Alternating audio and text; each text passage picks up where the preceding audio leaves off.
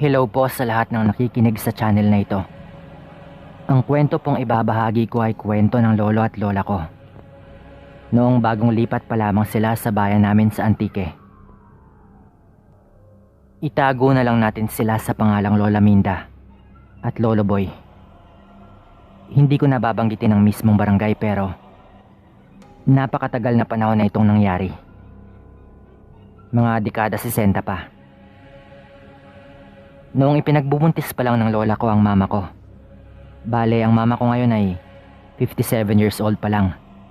At ang lola ko naman ay malakas pa ang pangangatawan sa edad na 75.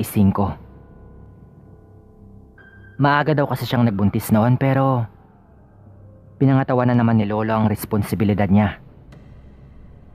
Na siyang naging dahilan kung bakit naglakas loob silang lumipat sa Antique. Doon kasi may oportunidad para sa lolo ko. Lalo pa at galit na galit sa kanila ang pamilya ng lola ko noon. Alam niyo naman dati, kapag nabuntis ka ng maaga ay magiging laman ka ng balita sa buong barangay. At syempre parang may halo pang panlalait. Pero kahit ganoon ay pinangatawanan nila lolo at lola ang nangyari. At nagsumikap silang makapagsimula ng sarili nila. Nung nandun na sila sa Antique, ang lolo ko ay naging alalay ng isang mayamang incheck na negosyante. Marunong din magmaneho ng sasakyan ng lolo ko. Kaya siya ang kasama kahit saan man magpunta ang amo niya. Bale, 5 araw sa isang linggo. Nandoon siya sa amo niya buong araw at gabi na siya kung umuwi. Ang lola ko naman daw ay abala noon sa pagtatahi at pagbuburda. Kahit papaano ay may bibenta din daw niya ang mga gawa niya noon na nakakatulong din para makaipon sila. Maliit pa lang naman ang tiyan ni lola noon kaya paminsan-minsan ay pumupunta siya sa bayan upang mamalengke. Madalas ay nagtitinginan daw ang mga tao kapag lumalabas si lola. Siyempre ay bagong mukha dahil bagong lipat nga sila. At sila na muna ang tumira doon sa bahay ng kamag-anak ng lolo ko. Caretaker kumbaga. Kasi wala namang nakatira doon dahil lumipat ang mga ito sa Maynila. Dito na nakilala ni lola ang naging una niyang kaibigan sa bayan ng Antique. Si Aling Juanita. Isang tindera sa palengke kung saan madalas bumili si lola ng sariwang isda at mga gulay. Mabait ito at siya ang tumuturo kay lola kung saan makakamura at ng iba pang mga bagay-bagay. Isang hapon ay naghabol si lola na makapamalengke kasi balak niyang magluto ng gulay na ibebenta niya kinabukasan. Masarap kasing magluto si lola at pinayuhan siya ng lolo ko na pwede siyang magbenta ng gulay at iba pang ulam kahit ilagay niya lang sa labas ng bahay nila. Mga alas 5 ng hapon, dumating ang lola Minda ko sa palengke at namili ng mga gulay. Medyo maingat na si lola noon kasi medyo lumalaki na rin ang tiyan nito. Nung tapos na siyang mamili, may lalaking nag-alok sa kanya kung sasakay ba siya sa pedicab nito. Sa unang tingin ay parang manyak daw ito dahil taas baba ang tingin niya kay lola pero dahil matanda na daw ang lalaki, mga nasa 60 years old na inaawa naman ng lola ko. Lalo pa 18 anyos lang din ang lola ko noong mga panahong ito. Tay, ihatid niyo na lang po ako. Pakitulungan na lang po ako dito sa mga dala ko. Wika pa daw ni Lola Minda. Sige, iha. Parang bago ka dito ah. Nagbabakasyon ka lang ba o dito na kayo nakatira? Mukhang mga 5 buwan na yung dinadala mo ah. Tanong naman ang matanda. Opo. 5 buwan na. Bale, dito na po kami nakatira. Sagot naman ng lola ko at sinabi na nito kung saan siya ihahatid. Ngumiti lang daw ang matanda at nagsimula nang magpadyak. Marami daw tanong ang matanda sa daan nila pauwi. Tulad ng kung anong trabaho ng asawa ni lola at kung may iba pa silang kasama sa bahay nila. Simula daw noon ay siya ulit ang sinakyan ni Lola. At nagkwentuhan din daw sila ulit sa daan pa uwi. Kasi panatag naman ang loob ng lola ko sa matanda. Dahil nakakaawa naman daw ito at parang mabait naman. Nalaman na rin niya ang pangalan na itago na lang natin sa pangalang Lolo Julio. Hanggang sa isang araw ay nabanggit ng lola ko sa kaibigan niya ang tungkol sa matandang nagpepedicab. Balak daw sana ni lola na doon ulit sumakay sa kanya. Pero hinila siya sandali ni Aling Juanita sa gilid at may ibinulong daw ito. Alam mo, Minda, mag-iingat ka dyan kay Lolo Julio. Maraming nagsasabing kakaiba daw ang matanda na yan. Aswang daw ang matandang yan. Nagbubuntis ka pa naman. Basta wag mong dalasan ang pagsakay sa kanya. Babala daw ni Aling Juanita. Kahit hindi naman naniniwala ang lola ko noon sa mga ganon, minabuti niyang mag-ingat na lang tulad ng sabi ni Aling Juanita. Nung umuwi na si lola, nagbingi-bingihan na lang daw muna ito nung tinatawag siya ni Lolo Julio. Tapos sa iba na muna siya sumakay. Nung gabi na ay naikwento yun ng lola ko sa lolo ko. Ang lolo ko ay likas na naniniwala sa mga aswang dahil sa antike ito lumaki kaya't pinagsabihan niya ang lola ko. Nung patulog na daw sila, bigla silang nakarinig na parang may mabigat na bagay na tumungtong sa malaking sanga ng mangga sa gilid lang ng bahay nila. Halatang halata yun kasi sumayad na ang sanga sa pawid nilang bubong. Nahalatang may mabigat na bagay na biglang humapon kaya humapay ang sanga sa bubong ng bahay. Sandali silang natahimik at nagmatsyag. Tapos sumigaw na lang daw bigla ang lolo ko. Kung sino ka man na nandyan sa taas ng puno, wag mo nang antaying lumabas ako dyan. Kilala ka namin. Sigaw pa daw nito. Pagkatapos daw nun, bigla na lang parang may lumipad mula doon sa sanga ng mangga. At ang tanging narinig daw nila lola ay ang napakalakas na parang tunog ng ibong uwak. Nasundan pa daw ang gabing iyon. Minsan ay nakakarinig sila ng mga kaluskos sa dingding ng bahay nila. Kapag lumalabas naman daw si lolo para tignan ay wala naman daw itong nakikita. Hanggang sa isang hapon ay may kumakatok daw sa pinto ng bahay. Nagulat siya kasi si Lolo Julio ang nandun sa labas. May dala daw itong maong na pantalon. Nabalak daw sana nitong ipa-repair kasi alam niyang may makina si Lola at marunong itong magtahi. Habang nagsasalita daw si Lolo Julio ay nakakapagtakang ang paningin nito ay nakatutok lang sa siya ng lola ko. Napakabango talaga. Pabulong pa daw na wika nito. Medyo kinilabutan na daw si lola noon. Anong sabi mo, Lolo Julio? Tanong pa daw nito. Wala. Ang dami mo palang tanim na bulaklak. Palusot daw ng matanda habang iniabot kay lola ang gusto niyang ipaayos na pantalon. Pero tumanggi na daw si lola noon at nagsabing hindi na muna siya mananahi dahil sumasakit ang balakang niya sa ipinagbubuntis nito.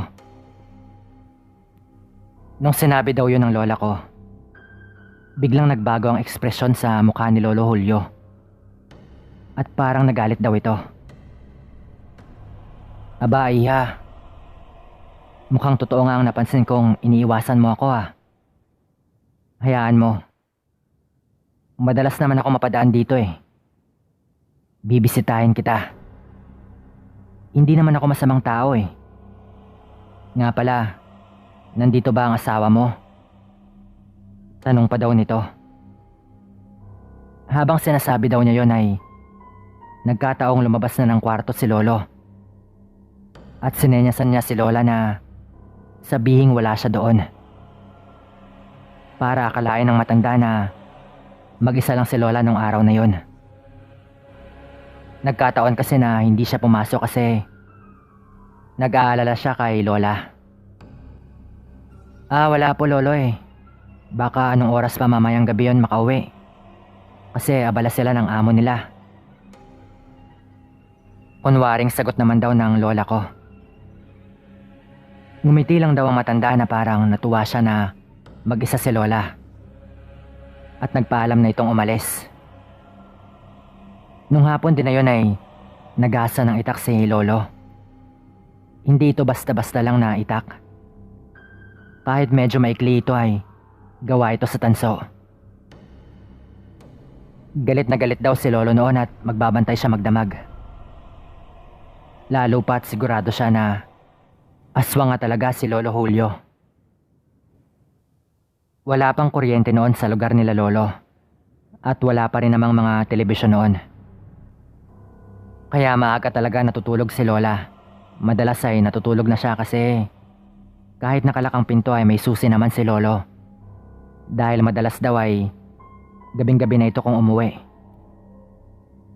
At siguradong alam yun ni Lolo Julio kaya sasamantalahin niya yun. Wala siyang kaalam-alam na mga bandang 8:00 pa lang daw yata ay naghihintay na si Lolo sa pagdating ng matandang aswang. Maya-maya pa ay narinig nila Lola ang mahinang tunog ng parang ibong uwak. Nakakapit pa daw si Lola noon sa braso ni Lolo, habang hawak-hawak naman ni Lolo ang kanyang itak. Naglakad si Lolo papunta sa may kusina nila, kasi parang doon banda tumigil ang tunog ng ibong uwak. Nagsisitayuan ang balahibo ng Lola at Lolo ko noon at amoy na raw nila ang napakabahong amoy. Patunay na nasa paligid lang ang aswang. Wala itong kamalay-malay na nakaabang na rin ang Lolo ko. Maya-maya pa ay narinig nila Lolo ang marahan pero madiing tunog sa pawid nilang bubong.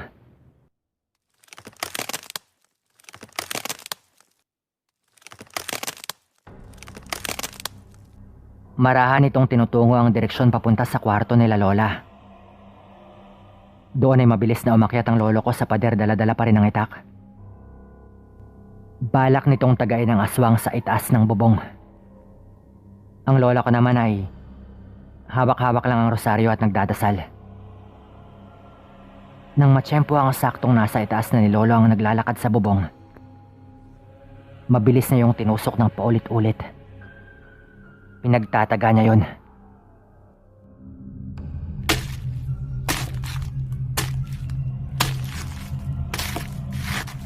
Tumatagos lang ang itak sa pawid habang galit na pinagtutusok yun ng Lolo ko.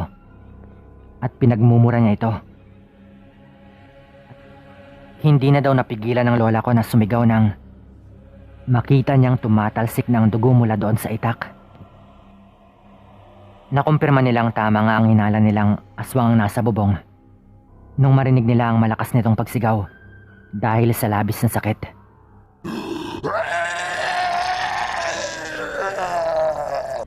Dinig na dinig din nila ang paggulong nun hanggang bumagsak yon sa lupa. Agad na bumaba si Lolo at lumabas para tignan pero tanging nagkalat na dugo lang ang inabutan nito. Galit na galit si Lolo noon kasi hindi niya ito natuluyan. Hindi siya matahimik kasi hindi niya napatunayan. Pero kinabukasan, binalita na lang ni Aling Juanita kay Lola na usap-usapan daw ng mga nagpe-pedicab na natagpo ang patay daw si Lolo Julio sa harap ng bahay nito. Malamang ay hindi na ito umabot sa pag-uwi niya at siya talaga ang aswang na nataga ng Lolo ko. Maayos namang naipanganak ng Lola ko si Mama. Pero hindi nila makakalimutan ang tungkol kay Lolo Julio. Hanggang dito na lang po. Salamat.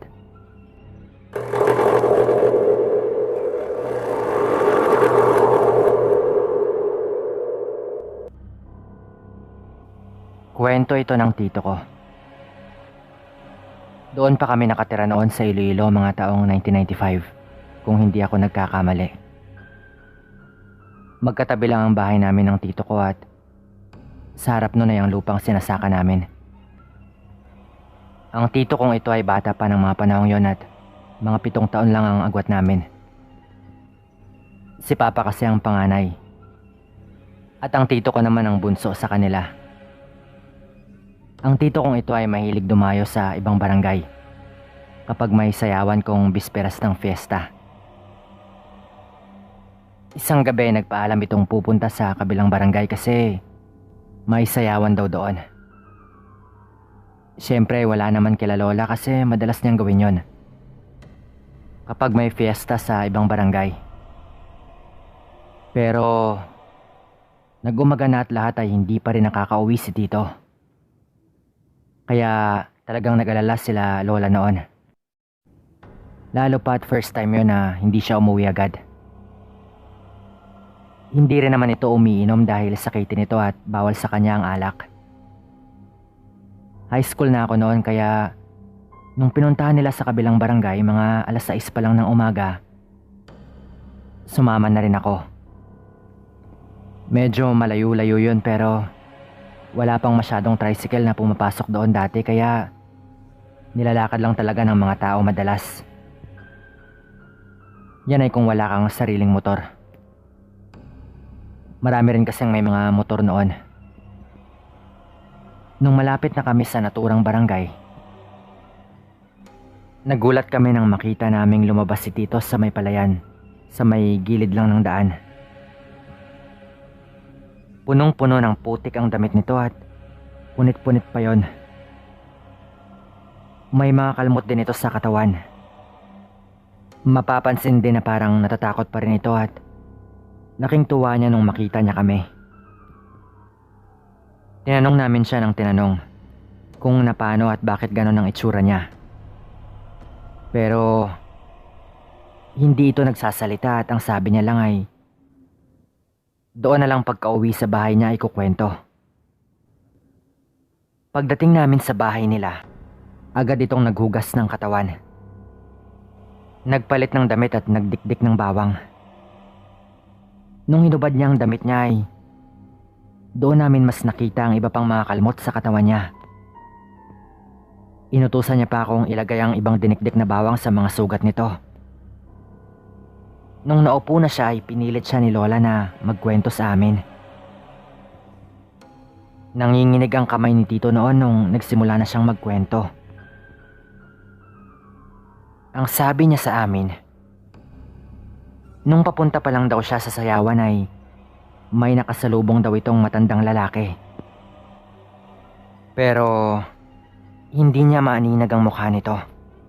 Gawa ng napakadilim daw at may suot itong sombrero. Yung malaki na ginagamit sa bukid at nakayuko lang daw ito. Alam lang niyang matanda na yon base sa kilos nito at kapansin-pansin din na napakapayat pa nito. Nung nagtapat na daw sila ay tinapik daw siya ng matanda sa balikat niya at may ibinulong daw ito. Halong ka sa pagpuli mo karon na. Kay base makasumalang kasang mga aswang diri. Na kung sa Tagalog pa ay mag-ingat ka sa pag-uwi mo mamaya kasi baka makatagpo ka ng mga aswang dito. Pabulong pa daw nitong wika sa tito ko sabay diretsyong lakad. Nilingon pa daw siya ni tito at tinanong kung taga doon ba siya pero hindi na raw ito sumagot kaya tumalikod na din si tito sa matanda. Ang pinagtataka daw ni tito noon, nakailang hakbang pa lang daw siya pagkatapos noon at lumingon siya ulit pero bigla na lang daw naglaho ang matanda sa paningin niya. Napinagtakan daw niya talaga kasi mahabang diretsyo ang daan at wala ding mga bahay doon banda. Sa gilid naman nun ay may palayan kaya dapat nasa unahan lang banda ang matanda. Kahit nalilito sa mabilis na pangyayaring iyon, napailing na lang si tito at nagpatuloy pa rin daw siya sa pagpunta sa sayawan. Pagdating niya doon ay sinabi niya yon sa ilang kaibigan niya na mga taga doon din sa barangay na yon, pero pinagtawanan lang daw siya kaya pinilit na lang niyang alisin yon sa utak niya. Nagpakasaya sila Tito at nag-enjoy daw talaga sila sa sayawan. Medyo sablay nga lang kasi hindi man lang nakasayaw ng babae si Tito kapag nagpapatugtog ng love songs. Torpe kasi si Tito kaya hanggang ngayon ay hindi pa rin nakapangasawa. Nung mga 2:30 na raw ng madaling araw, nagkaayayaan na silang uminom sa may malapit na tindahan. Pero dahil hindi umiinom si Tito, minabuti nito na mauna na lang na umuwi. Lalo pa at alam niyang pipilitin lang siya ng mga barkada niya na uminom.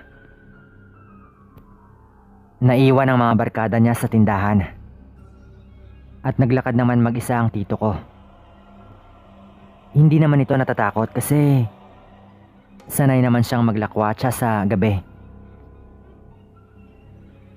Nung naglalakad na ito sa may mahabang daan kung saan walang mga bahay at tanging palayan lang sa gilid, biglang may humarang sa daan niya.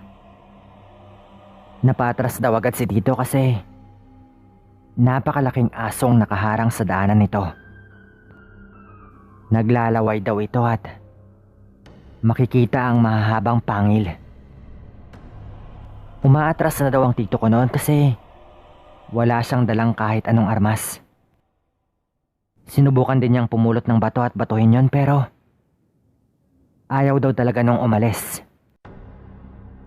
Panay ungo lang daw ito at hindi man lang kumakahol. Doon ay nalaman niyang kakaiba talaga ang aso na yon.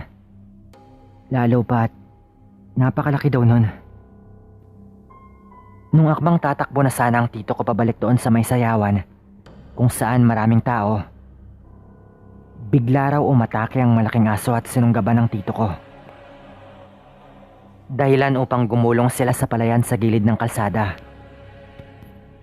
Tinumog daw siya noon hanggang sa magpagulong-gulong sila doon. Nung nandun na daw sila sa may palayan kung saan maputik na, unti-unti daw nagbago ang anyo ng malaking aso. Parang naging anyong tao daw ito pero mabalahibo at napakalakas daw nun. Napakaitim ng balat nito at naglalaway daw itong parang isang asong ulol. At habang nasa ibabaw siya ni Tito ay sinasakal daw niya si Tito sa leeg kaya hindi ito makasigaw. Balot na ng putik ang katawan ng tito ko at hindi na siya makahinga. Ramdam na rin niya ang mga kalmot sa katawan niya na dulot ng mahahabang kuko ng nilalang na dumudumog sa kanya. Tumutulo daw sa mukha ng tito ko ang laway nun pero buong lakas na pinaglalabanan ni Tito. Itinutulak ni Tito ang mukha ng aswang na gusto nang sagpangin ng kanyang leeg. Nung parang hindi na raw talaga niya kaya, kinapa daw niya ang gilid ng pilapil ng sakahan hanggang sa may makapa siyang maikling putol na kahoy. Yun daw ang pinangsaksak niya ng paulit-ulit sa leeg ng aswang. Hindi man ganun yun katulis. Bumabaon naman daw yun. Nasaksak pa daw niya ito sa may tenga kaya nabitawan ng aswang ang leeg niya at bahagya niya itong naitulak.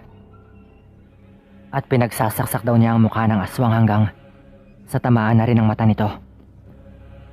Nung nakawala daw siya ay tumakbo siya ng tumakbo doon sa gitna ng palayan hanggang sa medyo malayo na siya. Habang tumatakbo siya ay dinig na dinig pa niya ang pagsigaw ng aswang sa sakit. Sa sobrang pagod at takot ng tito ko ay humandusay daw siya sa gitna ng palayan habang balot na balot ng putik. Sigaw daw siya ng sigaw pero dahil sa pagkakasakal sa kanya ay halos wala na ring boses na lumalabas sa lalamunan niya. Gumapang siya ng gumapang sa gitna ng palayan hanggang sa narinig niyang nagkakahula ng mga aso. Doon banda sa parte kung saan sila nagpang-abot ng aswang na nakasalubong niya. Dinig na dinig daw niya ang boses ng mga dumadaan na malamang ay galing sa sayawan. Pero wala na raw siyang lakas para sumigaw pa.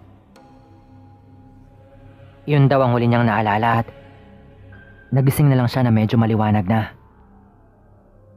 Nawala ng malay ang tito ko doon sa gitna ng palayan at umaga na nung nagising ito. Marahil daw ay hindi na siya hinabol ng aswang dahil may mga sugat rin itong tinamo. At nagkahulan din ang mga aso doon banda. Dagdagan pa ng baka, narinig din daw nito na marami ng taong nag-uuwian. Kaya hindi na rin daw siguro isinugal ng aswang na baka may makakita pa sa kanya. Takot na takot talaga si tito noon at nanginginig ang katawan niya. Pagkatapos noon ay sinamahan ko si tito at si lola. Dinala namin si tito sa isang albularyo. Nung makita ng albularyo ang mga kalmot sa katawan ng tito ko, napailing na lang ang albularyo. Lapit di balaka ay may dalit na ang pilas mo. Hindi magkabalaka kay mabulong na. Na kung sa Tagalog pa ay, halika dito. May lason niyang mga sugat mo pero huwag kang mag-alala at magagamot natin yan. Wika pa ng albularyo, sabay kumuha ito ng tela at may nilagay siya doon ng mga halamang gamot. Mabilis niya iyong dinikdik. At nung nadurog na ay hinaluan niya ng kaunting langis. Ang katas nun ang dinampi-dampi niya sa mga sugat ng tito ko. Pagkatapos nun ay nagsagawa siya ng tinatawag nilang pagtatawas. Aba, iho. Mukhang namarkahan ka niya bago nangyari ang pagtambang niya sa daan mo pa uwi. May nakausap ka bang kay Nainala bago ka umuwi? Lalaki ito at may katandaan na. Tanong pa ng albularyo. Nung marinig namin ang sinabi ng yun ay siyempre agad naming naalala ang matandang nakasalubong ng tito ko na tinapik-tapik pa daw siya sa balikat at sabay may ibinulong pa. Walang dudang may kinalaman talaga ang matandang yon. Pero hindi siya namukhaan ng tito ko. Gumaling naman agad ang mga kalmot sa katawan ni tito pero mga 2 linggo pagkatapos ng nangyaring yun ay may nakita si tito na nagsasaka sa palayan. Sa kilos nun at sa tindig ay parang katulad nung matandang nakita niya. Nung humarap ito sa kanya, may parang peklat ito sa may gilid ng mata na parang bagong hilom lang na sugat. Napatingin din ito na parang kilala niya ang tito ko. Nung makita siya ni tito ay malakas ang hinala nitong siya talaga yon. Simula noon ay hindi na pumupunta si tito sa mga sayawan sa fiestahan. At wala na rin siyang balita doon sa matandang lalaki sa kabilang barangay. Hanggang dito na lang, Sir Dan. Salamat.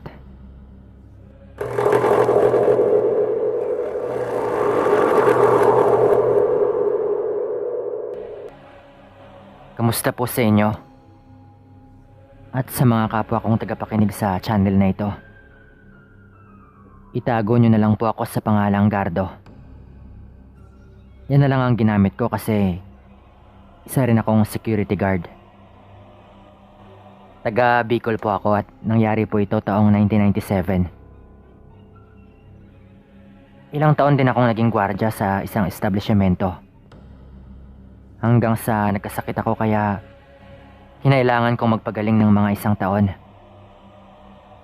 Taong 1997 noon nung nakabalik na ako at pwede na ulit magtrabaho. Pero inilipat ako upang maging security guard sa isang compound na pinagmamayarian ng isang mayamang negosyante dito pa rin sa Bicol. Bale, 2 kami na guard doon. Sa compound na yon ay may isang lumang bahay at may isang lumang building din na hindi namin alam kung ano. Nilulumot na rin ang pader nun at halatang lumang-luma na. Nag-hire na lang ng gwardya ang may-ari kasi ang sabi daw ng mga napapadaan doon ay May mga kung ano-ano daw silang napapansin. May kalakihan din kasi yung compound. May kataasan din yung pader at may barbed wire sa taas, pero may mga parte kasing sira-sira na, kaya baka may nakakapasok din talaga.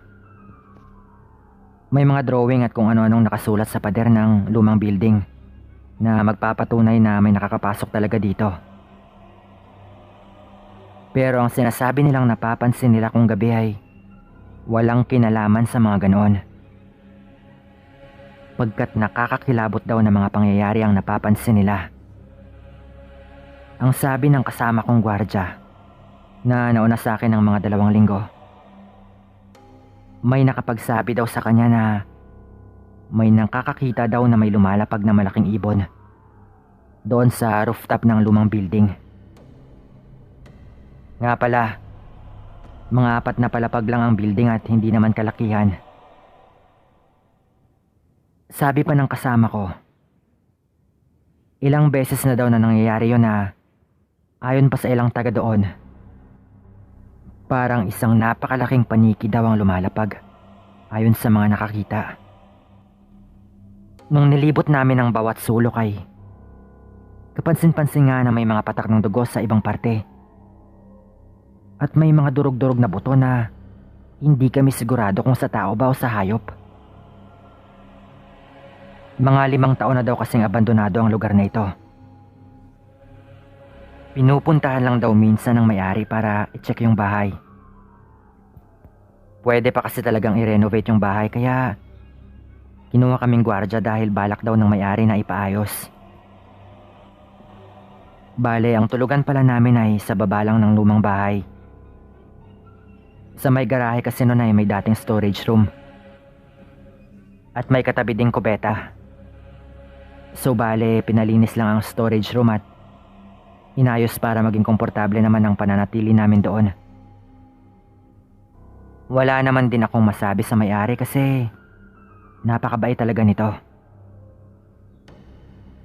Isang gabi, wala kaming magawa ng kasama kong gwardya na itago na lang natin sa pangalang Noel. Siyempre, tapos naman na kaming maglibot sa buong compound ng 8:00 ng gabi. At nakabantay din naman kami doon. Bale, 10 PM at 12 AM ang susunod naming paglilibot. Para siguraduhin walang mga kabataang tumatambay doon. Tulad yon ng utos ng may-ari. At pagkatapos nun ay pwede na kaming matulog. Hindi pa uso ang cellphone noon, kaya pahirapan din minsan ang manatiling gising. Lalo na kung maubusan ng kape, tulad ng gabing ito. Naalala ko pang pinapashoot ko noon ang maliliit na bato sa lata ng sardinas. Sa sobrang wala akong magawa. Nang bigla kaming makarinig ng sigaw sa may labas lang ng compound. "Tulong! Tulong! Ang pamangkin ko!" Sigaw ng isang ale na halatang sa tono ng pagsigaw niya ay labis yung nag-aalala. Dahil sa may labas lang naman din ng compound, nagmadali kami ni Noel na tignan kung ano ang nangyayari doon. Nung nilabas namin ay nakita namin ang alin na may hawak na flashlight at nakaluhod ito sa may damuhan. Nung nilapitan namin, akay-akay niya sa mga braso niya ang isang batang babae. Nung inilawan ko yun ng flashlight ay nakita kong napakaputla na ng bata. Pero hindi lang yon. Hindi lang napansin ng ale, pero may marka ang bata sa leeg nito. May kaunting dugo ang marka na yon na parang tinusok ito ng karayom. At kung titignan niyong mabuti, ang hugis nun ay parang marka ng mga ngipin. Yung tipong ang hugis niya ay parang may kumagat doon, pero napakaliit ng mga sugat. Sobrang liit ng mga yon na parang mula sa napakatulis na bagay. Parang karayom. Aaminin kong medyo natulala ako noon kasi hindi ko alam kung anong ibig sabihin ng mga sugat na yon sa leeg ng bata. Kung nagkataon lang ba ito, ano? Sa banta ko ay mga 10 taon na ang bata. At ayon pa sa tita niya, may binili lang daw sana ito sa tindahan. Nung natagalan na ay sumunod yung tita niya at nakita na lang niyang nakandusay ang pamangkin niya sa damuhan sa gilid lang ng daan. Ang sabi pa ng tita niya ay wala raw rito ang mga magulang ng bata dahil nagtatrabaho sa Maynila. Habang nag-aantay ng tricycle para madala sa ospital ang bata, nagkukumpulan na din ang mga tao doon banda. Nagkapulso na din ang bata kaya laking tuwa namin noon. Pero doon na natawag ang pansin ko ng isang matandang babae. Kakaiba ang tingin nito na parang nanghihinayang na hindi ko maintindihan. At halatang hindi ito mapakali. Ale, ayos lang ba kayo? Nung tinanong ko siya ng ganon ay parang bigla itong natauhan. Oo naman. Nag-aalala lang ako sa bata. Sagot pa nito habang kinikis-kis ang dalawa niyang kamay. Na ginagawa din ng mga taong hindi mapakali. Nung napalingon sa kanya ang mga tao, nalito sila kung sino ang babae. Hindi nila ito kilala. May ilan na nagtanong kung taga saan ba yon at bakit ngayon lang nila ito nakita. May iba namang medyo napasobra at sinabi agad na baka yung babae ang aswang. Pero tumahimik lang ang ale at agad na nagpaalam umalis. Dahil napadaan lang naman daw siya sa lugar na yon. Bago isinakay sa tricycle ang bata ay nagkamalay naman ito. Akala ko talaga ay mamamatay ito dahil wala itong pulso nung unang beses na pinulsuhan ko siya. Pero ang hindi ko makakalimutan ay ang nanlilisik na mata ng Ali sa akin. Nagalit yata ito dahil ako yung unang nakapansin sa kanya. Bago pa ito tumalikod at nagpaalam, ay pabulong akong binantaan ito. Ang sabi pa niya, mag-iingat daw ako dahil baka muling magtagpo ang landas namin. Tumahimik lang ako noon. Narinig din yun ni Noel pero hindi ko talaga gustong paniwalaan na aswang ang babaeng yon. At bakit naman niya iiwan sa damuhan ng bata, hindi ba? Pero naging malinaw ang lahat nung nagkita kami ulit ng tita ng bata pagkatapos ng mga ilang araw. Bigla na lang daw palang hinila nung kung anong nilalang ang bata doon sa may damuhan. At agad itong sinakal ng mahigpit at sinubukang sagpangin ng leeg. Pero sa hindi maipaliwanag na dahilan, binitawan daw nito ang bata na parang nakaramdam ito ng takot. Yun pala ay may suot-suot ang bata na proteksyon na bigay pa daw ng lolo niya na taga Masbate. Sa tingin daw nila ay yun ang nagligtas sa bata. Ayon pa daw sa bata, pagkatapos daw siyang bitawan ng nilalang na yun ay parang hinang-hina daw ito. Agad rin daw itong umalis nung marinig niya ang boses ng tita ng bata na pinaghahanap na ito. Doon na daw siya gumapang palabas sa may kalsada pero dahil sa pagkakasakal at sa labis na takot nito ay nawalan nito ng malay. Naliwanagan na ako noon at laking pasalamat din sa akin ng tita ng bata. Pero nung gabi din na yun mismo, naglilibot kami sa loob ng compound. Nung makita kong parang may napakalaking ibon na lumapag sa may taas ng lumang building. Kakagaling lang namin doon kaya kahit anong pilit ko kay Noel ay tinatamad na itong tignan ulit yon. Kaya isinawalang bahala na lang namin.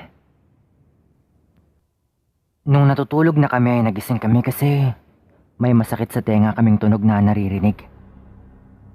Yung tipong parang kutsilyo na ginuguhit sa salamin. Mabilis lang yon pero dinig na dinig namin. Ang bintana, pre. Biglang sigaw sa akin ni Noel na nasa taas ng double deck naming higaan. Sa tunog nga nun ay parang may kumikis-kis na matalas na bagay sa jalousie ng bintana. O baka matalas na kuko. Maya-maya pa ay narinig na naming parang pinipwersang buksan ng pinto ng tinutulugan namin. Gumagalaw-galaw na ang doorknob na halos mabuksan na yon. Agad kaming bumangon at kinuha ang baril. Pero pagkabangon namin ay biglang tumigil ang tunog. Lumabas kami at inilawan ang paligid. Sinuyod ko ng flashlight ang compound. Hanggang sa nung inilawan ko doon sa may lumang building. Paggalaw ko ng ilaw pataas ay parang may nahagip ang flashlight sa isa sa mga bintana. Nung binalik ko ang ilaw ay kitang-kita namin ni Noel ang isang matandang babae na nakatayo sa may bintana. Nakasilip lang ito na ulo hanggang balikat ang kita pero nagliliwanag ang mapupula nitong mga mata. Nung tinutok ko ang baril ay agad yung yumuko. Agad naman kaming tumakbo paakyat kahit sobrang kaba na talaga namin. Nung nandun na kami ay walang kahit sinong nandun sa kwarto, kung saan namin nakita ang matanda sa ikalawang palapag. Mabilis kaming dumiretso sa ikatlo. At doon namin nakita ang pusang kulay itim na mabilis na tumatakbo. May kalakihan yon. Pinutukan ko yun ng baril pero hindi yun tinamaan. At mabilis na tumalon sa bintana sa ikatlong palapag. Na parang wala lang yun sa kanya. Doon ko lang naisip na baka yun ang matandang babae na nagalit sa akin. Siguro ay sinubukan niya lang kaming takutin pero hindi siya nagpadalos-dalos dahil alam niyang may baril kami. At dalawa pa kami. Kinaumagahan ay pinuntahan pa kami ng opisyal ng barangay. Nagtatanong kung bakit may narinig daw ang iba na pagputok ng baril. Pinaliwanag ko naman ng maayos at maging sila ay naghinalang aswang nga ang nakita namin. Pero hindi na yun naulit pa. Hanggang dito na lang po. At shoutout sa asawa kong si Jessica. Maraming salamat.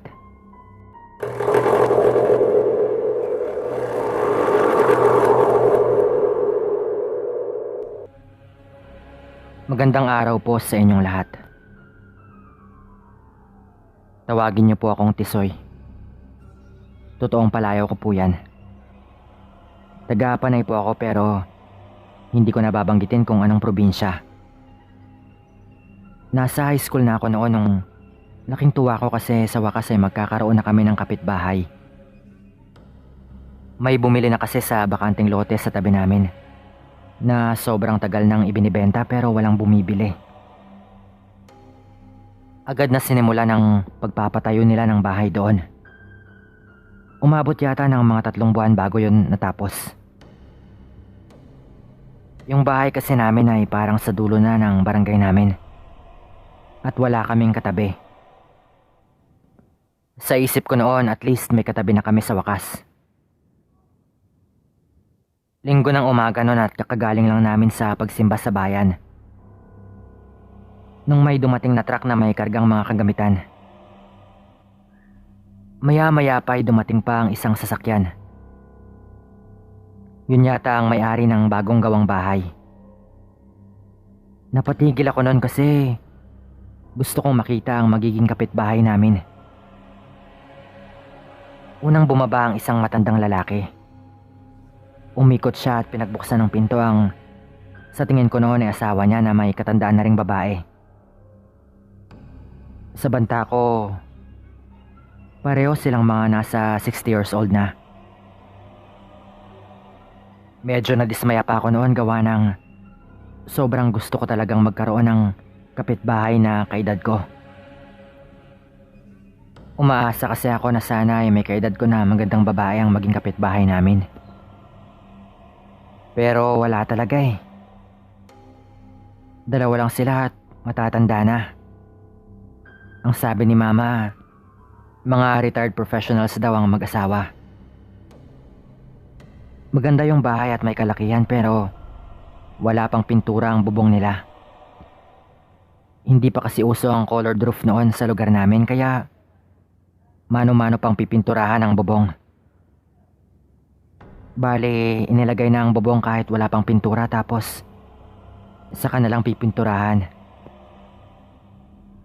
Nagkataong mga ilang araw pagkatapos nilang lumipat. Ang pinsan ko ang isa sa kinuha nila na magpintura ng bubong nila. Kasi panday ang pinsan ko at sanay din siyang magpintura. Dito na nagsimula ang kakaibang mga kwento tungkol sa mag-asawa. Naiwan kasi ng pinsan ko ang wallet niya noon sa bag niyang may mga kagamitang pangpanday. Yun ang daladala niya sa tuwing may kumukuha sa kanya sa trabaho. Hindi pa naman tapos ang trabaho kaya iniwan lang niya sa loob ng bahay ang bag niya. Nga pala, itago na lang natin ang pinsan ko sa pangalang Benji. Nung binalikan niya ang wallet niya ay walang bumubukas ng pinto sa harap ng kinakatok niya. Mga bandang 8:00 pa lang daw ng gabi nun. Umikot siya sa likod para sana doon na lang kumatok o magtawag sa mag-asawa para magpaalam na kukunin lang sana niya ang wallet niya. Nung nasa may kusina na raw siya, biglang nakaamoy ng masangsang na amoy ang pinsan ko. Palingon-lingon siya sa likuran niya pero kinakatok niya pa rin daw ang pinto. Wala daw talagang sumasagot kaya naisip niyang umalis na lang lalo pa at medyo madilim daw talaga sa parting iyon. Sa may bandang likod daw kasi ng bahay ay puro talahiban. Na kapag diniretso mo ay tatambad sa iyo ang ilog na maraming mga tanim na bakawan. Nung umalis na raw ang pinsan ko, nakailang hakbang pa lang daw ito nung may marinig siyang parang may bumagsak na kung ano doon sa may talahiban. Natigilan ang pinsan ko kasi pagkatapos ng narinig niyang tunog, nakarinig naman siya ng parang mga ungol ng isang mabangis na hayop. Ilang sandali pa ay may naglalakad mula doon sa talahiban papunta sa may direksyon niya. Nagtago siya sa may mga puno ng saging sa gilid lang ng bahay at inabangan niya kung sino ang paparating. Ang lakas daw ng kalabog ng dibdib ng pinsan ko noon. Nanlalaki ang ulo niya na parang lahat ng buhok niya sa ulo ay nagsisitayuan. Ilang sandali pa, nakita na niyang may taong papalabas na doon sa may talahiban. Dito na raw nanginig ang buong katawan ng pinsan ko. Unti-unting naglalakad palabas ang isang tao. Nung malapit na ito, kitang-kita niyang ang matandang lalaking bagong kapitbahay namin ang naglalakad. Itago na lang natin siya sa pangalang Rogelio. Nakakapagtaka daw na medyo mahina na ang tuhod nito kung maglakad pero sa sandaling yun ay parang ibang tao raw ang matanda. May bitbit daw itong patay na hayop. Parang isang maliit na baboy. Kahit madilim ay kitang-kita pa ng tito ko ang pagtulo ng dugo ng hayop mula sa leeg nun. Naanimoy nilaslas ng matalas na bagay. O baka naman nilapa ng matatalas na pangil. Wala raw saplot ang matanda. At ang bunganga nito ay halatang may bahid pa ng dugo. Nanginginig ang katawan ng pinsan ko. At pinilit niyang pigilan pati ang paghinga niya. Dahil sa labis na takot at baka mapansin siya doon. Mabuti na lang raw at agad daw pumasok sa loob ng bahay ang matanda. Pinihit lang daw nito ang doorknob na hindi naman pala nakalak. Milagros, andito ka na ba? Pasigaw na tawag pa daw ng matanda nung nandun na siya sa loob. Na ibig sabihin ay wala din doon ang asawa niya. Kaya pala walang sumasagot sa pinsan ko. Doon na raw marahang tumayo si Insan. At agad na umakyat sa bakod na namamagitan sa bahay namin at sa bahay nila Mang Rogelio. Agad siyang kumatok sa pinto namin sa likod. At ang lolo ko ang nakabukas ng pinto. Pawis na pawis ito at nanginginig pa rin ang mga kamay. Nagulat na lang kami noon, Sir Dan, dahil isa-isang kinatok ni lolo ang kwarto namin ng mga kapatid ko at nila mama at papa. At pinapunta niya kami doon sa kwarto niya. Pagpasok namin ay nandun na ang pinsan ko.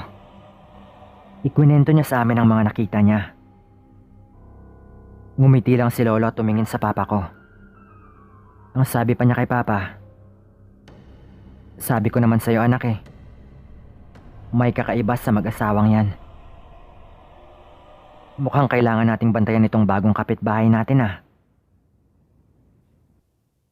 Kinabahan ako nung sinabi yun ni lolo kasi kilala ko si lolo Prangka siya at matapang. Mukhang problema to, sa isip ko pa noon. Kinabukasan nga, tinapos pa rin ni Tito ang trabaho niya sa mag-asawa.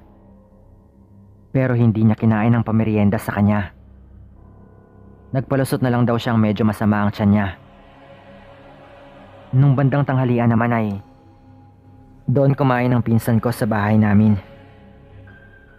Nagkunwari na lang siyang nakikipagkwentuhan sa akin. At kumain na doon para hindi na siya mapilitang kumain doon sa bahay ng mag-asawa. Ganoon kasi sa lugar namin kapag pantay ka.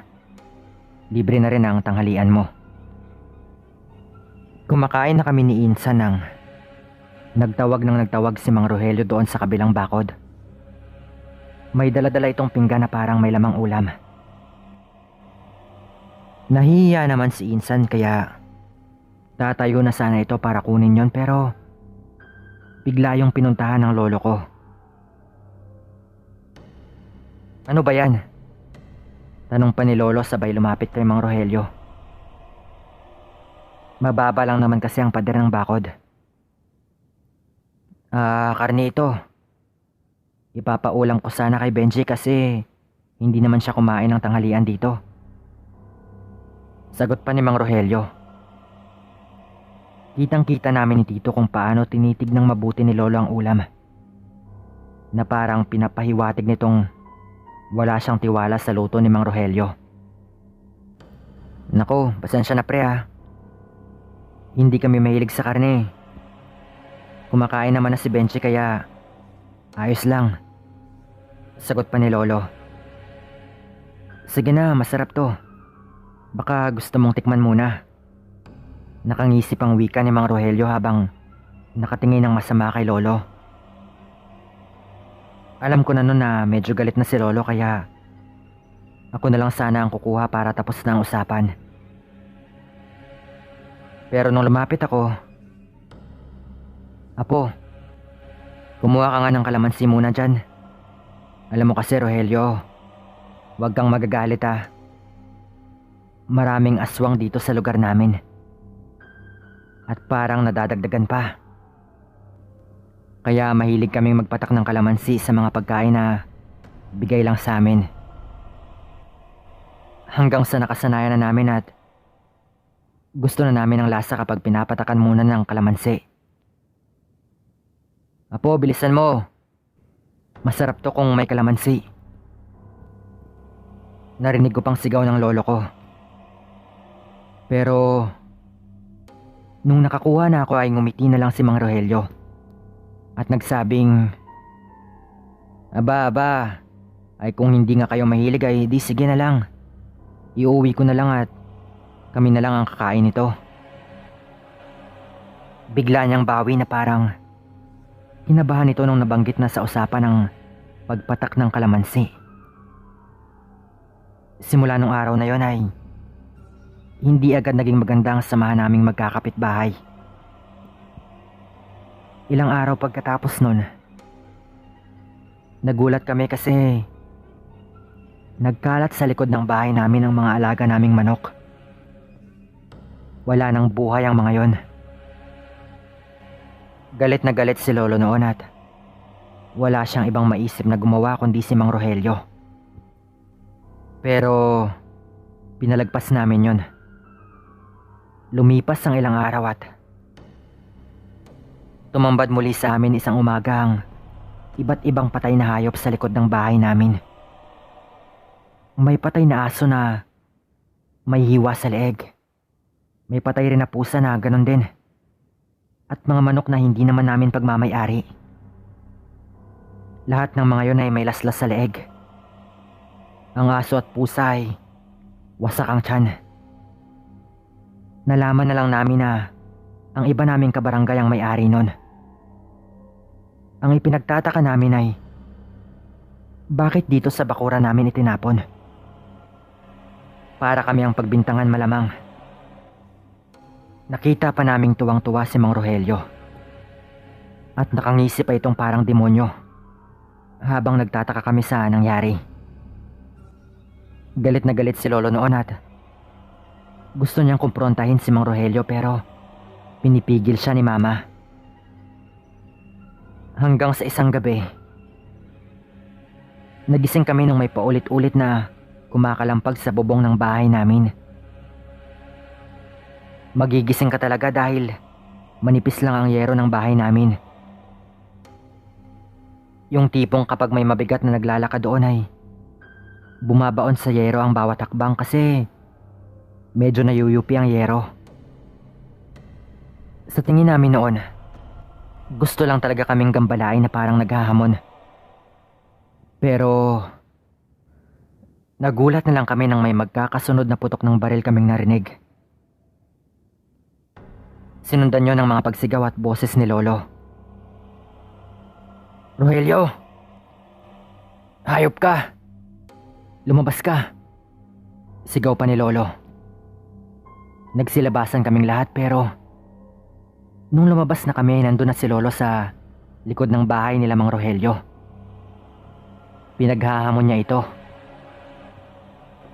Pero ang asawa niya lang ang lumabas at wala daw talaga doon si Mang Rogelio.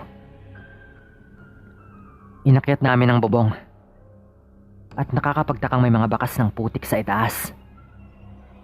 Ang sabi ni Lolo, pinaputukan daw niya yon ng ilang beses pero mabilis daw yung naglaho sa dilim. Alam na namin na si Mang Rogelio yon. Walang dudang siya yon. Pero ilang araw itong hindi na umuwi pagkatapos ng gabing yon. Simula nun ay wala na kaming naririnig ng mga kaluskos at kalabog sa bubong namin. Natigil na din ang mga natatagpuan naming patay na hayop sa likod ng bahay. Pero ang sabi ng lolo ko sa amin, malabo daw na tinamaan niya ang aswang na naabutan niya sa bubong. Masyado daw kasing mabilis yon at agad daw itong tumalon at pumunta sa direksyon kung saan medyo masukal na. Yung sa may papuntang ilog banda. Isa pa, wala rin kaming nakitang dugo. Malamang ay umiiwas lang si Mang Rogelio o nagtatago sa loob ng bahay nila at hindi lumalabas ng ilang araw. Kaya hindi namin ito nakikita. Siyempre madali lang ding itanggi ni Aling Milagros yon, lalo pa at duda din talaga kami kay Aling Milagros. Sa banta ng lolo ko pareho lang silang mag-asawa. Mga aswang. Lagi kaming nagmamatsyag noon. Nagbabaka sakali na makita o marinig namin si Mang Rogelio. Kinakabahan ako noon kasi medyo iba talaga ang galit ni Lolo. Kakalipat lang kasi nila Mang Rogelio tapos ang dami na agad nangyari. Isang gabi, nakita naming lumalabas si Aling Milagros.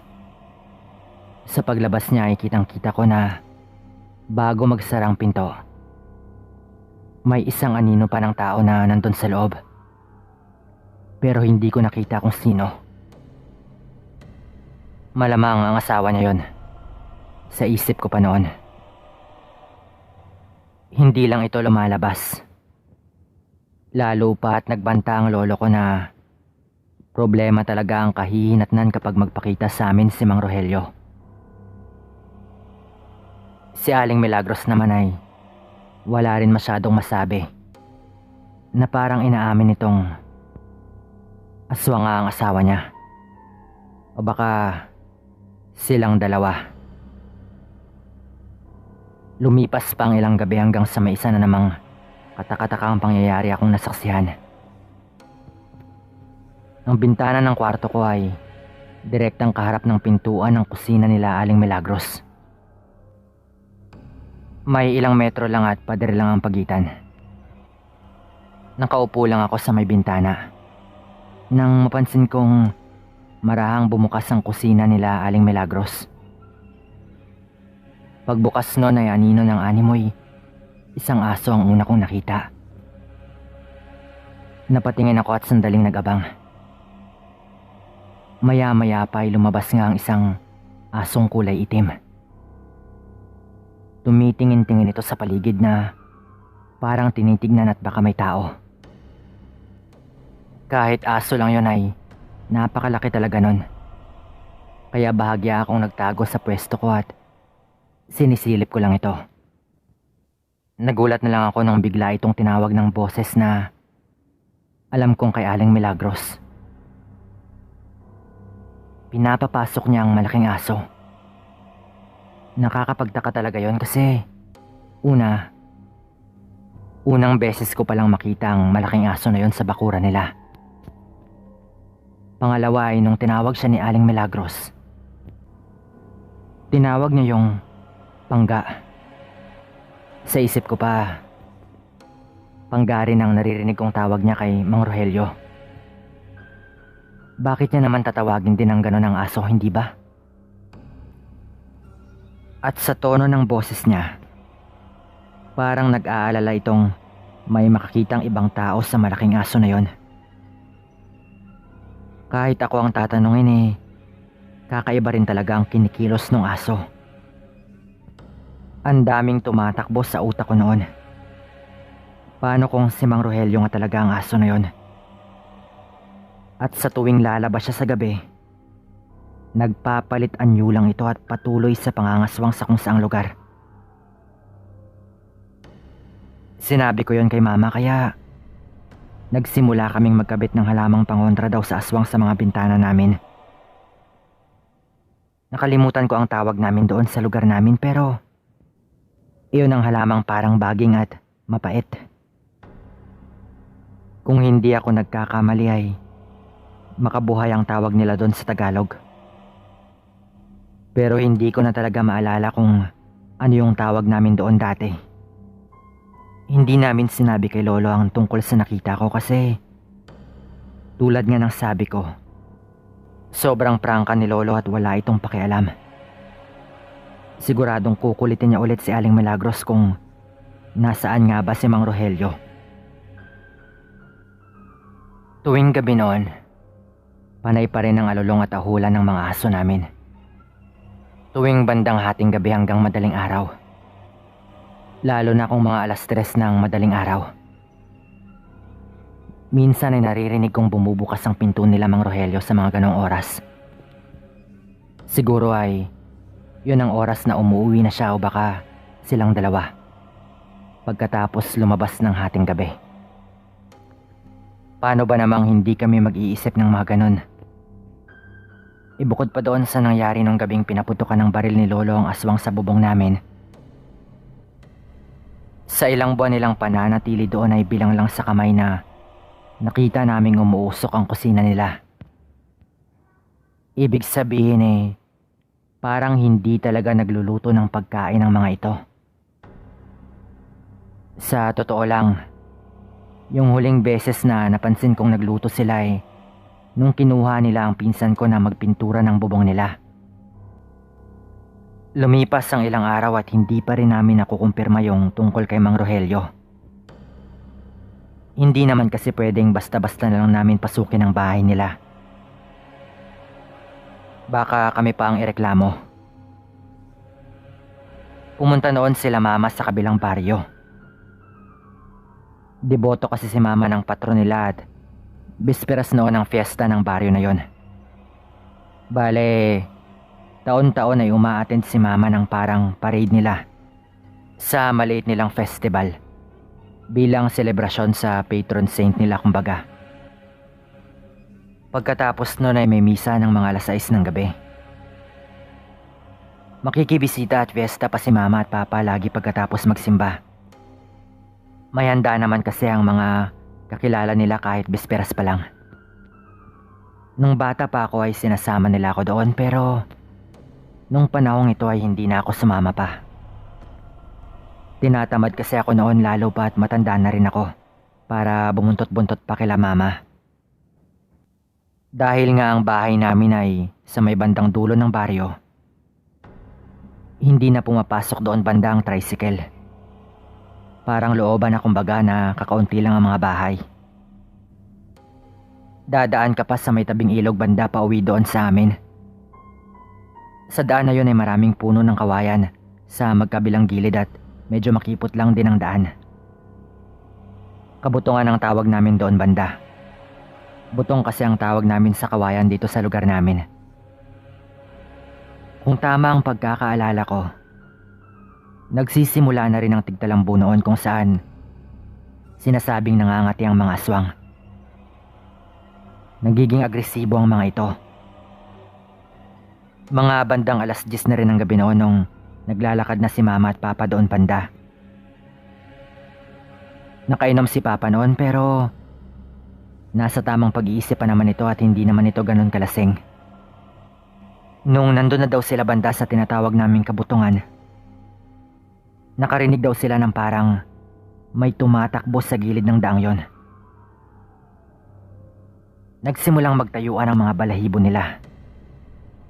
At tulad ng naranasan ng pinsan ko, nakaamoy din sila ng amoy na halos makabaliktad sikmura. Isang maliit na patalim lang daw ang dala ni Papa noon, na agad naman niyang binunot. Sandali silang tumigil ni Mama sa gitna ng madilim na daan. Naririnig kasi nilang parang may tumatawa pero mabilis na naglaho sa hangin ang tunog nun. Parang tunog ng debateryang radyo na dahan-dahang namamatay. Bago pa man sila magsimulang humakbang ulit sa nanginginig nilang mga paa, nakakita sila ng figura ng isang tao sa unahan ng daan. Lumabas ito mula doon sa mga tanim na kawayan sa gilid ng kalsada. At dahan-dahang naglalakad papunta sa direksyon nila. "Sino ka?" Agad na sigaw ni Papa pero wala daw kibo ang taong yon. Wala din daw yung suot na damit at nung napakalapit na nito kila Mama, nakita mismo nila ang mapupulang mata at mabalahibong anyo. Tatagalugin ko na lang din, Sir Dan, ang mga naging usapan nila. Nakayuko ang lalaki pero ang bunga daw nito. Akala nyo ba ay magtatago na lang ako sa loob ng bahay? Wika pa daw nito. "Mang Rogelio?" Agad na sagot ni Papa sabay tutok ng kutsilyo nito. Doon ay pinakita mismo kila Mama ni Mang Rogelio ang mga pangil nito. At ang nakakakilabot na itsura, sabay dinumog nito agad ang Papa ko. Dahil medyo nakainom nga daw si Papa ay wala itong laban at agad itong sinakal. Sinubukang hampasin ni Mama si Mang Rogelio ng mga bitbit nito. Pero baliwala lang daw yon. Doon na daw nagmakaawa si Mama kay Mang Rogelio, habang sinasakal pa rin ito si Papa. Pero bigla daw nagsalita si Mang Rogelio. "Wala kaming ginagawang masama sa inyo. Pero ang tatay mo, hinusgahan niya kami agad. Bago pa lang kami dito ay naririnig ko na ang mga masamang pinagsasabi niya sa amin. Ang tanging pagkakamali ko lang ay nagpadala ko sa galit sa mga panghuhusga niya. At sinubukan kong hawaan si Benji doon sa ulam na ibibigay ko sana sa kanya. Oo, Mga aswang kami pero hayop lang ang kinakain namin. Tinitiis namin ang uhaw. Wika pa daw ni Mang Rogelio at agad nitong binitawan si Papa. Wala akong balak na patayin kayo. Gusto ko lang sana na makaganti sa panghuhusga ng ama nyo. Alam niya yan. Tanungin nyo na lang siya. Balak na naming umalis at ipagbibenta na namin ang bahay at lupa namin. Yung patay na hayop sa likod ng bahay nyo, ang ama nyo ang may gawa nun para lang mapatunayang aswang kami. Kahit tanungin nyo pa siya. Huli pa nitong sinabi bago ito mabilis na umalis. Nung tinanong nila Papa si Lolo, una pa lang daw pala ay natunugan agad ni Lolo na kakaiba ang mag-asawa. Malikot daw kasi ang mga mata nila at kahina-hinala din ang mga kilos. Inamin ni Lolo na bago pa man daw ang lahat ng nangyari, kung ano-anong masasakit na salita na daw ang sinabi niya sa mag-asawa. At oo, Sir Dan, siya din ang may gawa sa mga patay na hayop para lang patunayang aswang ang kapitbahay namin. Tama naman ang hinala ng lolo ko pero hindi maitatangging may pagkakamali din ito. Umalis nga sila Mang Rogelio at ibinenta nila ang bahay at lupa nilang yon. Hindi man lang sila nagkausap muli ng lolo ko. Simula nun, wala na kaming naging balita sa kanila. Pero may kung anong nagsasabi sa akin na totoo ang sinasabing yun ni Mang Rogelio. Naaswang sila pero hindi sila masasama. Hanggang dito na lang.